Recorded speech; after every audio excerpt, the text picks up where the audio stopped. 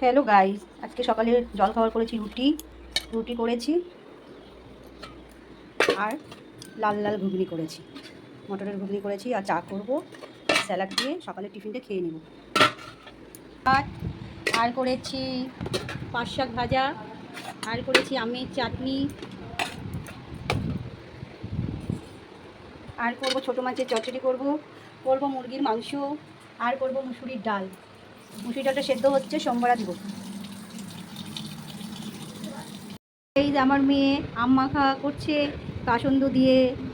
এখন আমরা দুপুরবেলা একটু আম মাখা খাবো।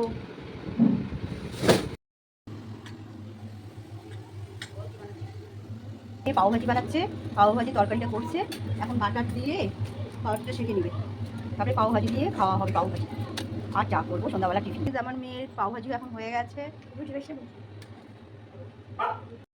আজকের মিনি ব্লগটা তোমাদের সাথে আমি এখানে শেয়ার করে দিয়েছি।